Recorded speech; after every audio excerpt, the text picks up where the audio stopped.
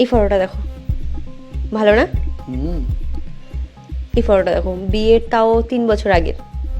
হ্যাঁ, তখন তো কোমরটা তোমার অনেক সরু ছিল, এখন তো তোমার কোমর একটা কামড়া হয়ে গেছে। এই ছাড়ো তো সব। আরে মজা করছিলাম। এই ফটোটা দেখো, এটা হচ্ছে সেই ওই ভিডিওটা করতে গিয়ে। আচ্ছা, হ্যাঁ হ্যাঁ।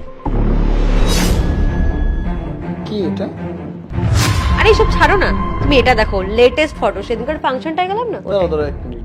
বললাম তো, কি এটা?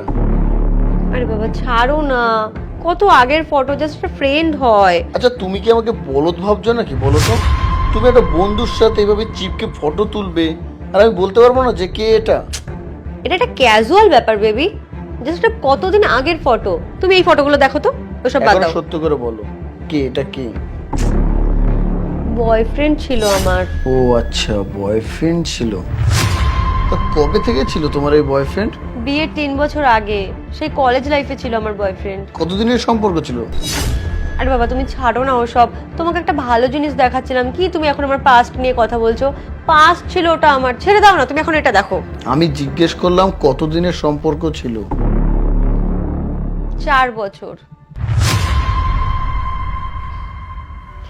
আরে বাবা তুমি রাগ কেন করছো বলো তো, ওটা তো আমার পাস্ট ছিল, আমি কবে ভুলে গেছি ওকে। আচ্ছা, যদি তুমি ভুলেই যাও তাহলে তোমার এক্স বয়ফ্রেন্ডের ফটো তোমার ফোনে এখনো কি করে রয়েছে? আমি সব ফটো ডিলিট করে দিয়েছিলাম, আমি বুঝতে পারছি না ওই একটা ফটো কি করে থেকে গেল। আচ্ছা আমি তোমার সামনে ওই একটা ফটো ডিলিট করে দিচ্ছি এক্ষুনি। নাও, ডিলিট করে দিয়েছি।